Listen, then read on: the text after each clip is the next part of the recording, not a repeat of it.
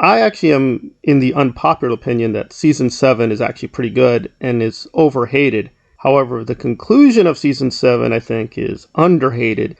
The conclusion is pretty weak. It has great moments, spectacular music, a very strong hero sacrifice at the end, many good things about it, but at the end of the day, overall, it really does do a lot of damage to the Buffy mythology and really didn't flow organically from the other episodes. It just feels like they ran out of time. We got to move on to the new season. Okay, we got to confront the first. We're going to get to that. And that's it. So yes, memorable moments, but overall it just feels very unsatisfying because it just doesn't seem to work with what they established early in the season. And as many people have asked years later, what exactly was the first up to? What exactly was the plan? The most we get is that the Ubervamps will overtake the Earth and the first will get a kind of body. That's about it. We never really know what the first wants, just aside from killing Slayers. It's about it. So it's very vague and weak. In contrast with Loki, Kang is an omnipresent threat. Kang does not take any vacations, and the threat is spelled out very clearly. Even the other versions of Kang are pretty dangerous. Even if they don't have his technology and his powers, they're still very dangerous people. Kang as a character and the variants of Kang are represented fairly well, and what they want is pretty clear. He wants to dominate time, he wants to control time.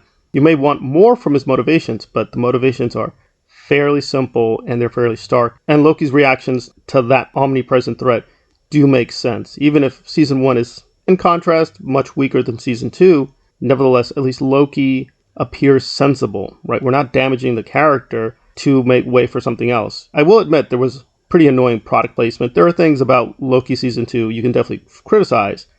Some of the jokes didn't work and so on and so forth, but the main character is not damaged. Whereas with Buffy, beyond a certain point, it just feels very flighty, automatic pilot. We really didn't even need Buffy at the end. I mean, the people who are more important, I'm just going to say, are the other characters. In terms of the plot, the other characters could have taken over.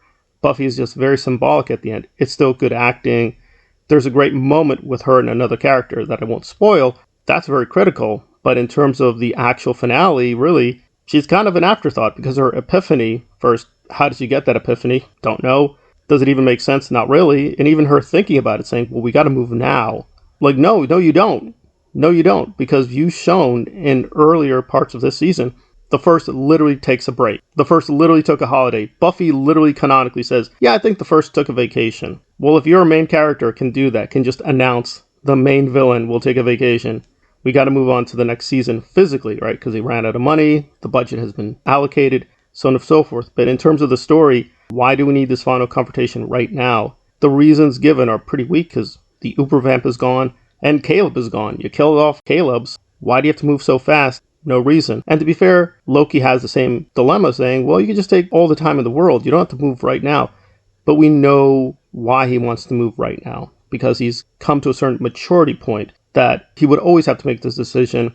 He was just getting ready to make that decision. But Buffy doesn't have that kind of time travel aspect, at least with the final season. So why are we moving so fast? It's because Joss Whedon needs to move so fast. That's really the basic reason. And that's pretty weak because, again, the other seasons did a comparatively better job that if Buffy ended, you'd feel sad, but they ended in a pretty strong place. Seasons 5, even season 6, I have to admit, and seasons 4, if Buffy ended at that moment, you'd be like, well, I still want more. I'm very unsatisfied, especially with the puzzles set up. But nevertheless, the story did conclude more or less satisfying because the way the big bad was confronted and overcome, it's very dodgy in a few places, especially season 6 was very dodgy. But it nevertheless made more or less sense. But with season 7, it really makes no sense at all. You could have just waited much more time to prepare yourself, but we're going to follow her. She's got a brilliant idea. Well, yeah, if it was a brilliant idea, but it's not. And no, you don't have to move this fast. And they're spouting the dialogue, but it's not very believable. They really had a golden opportunity, and it just wasn't taken.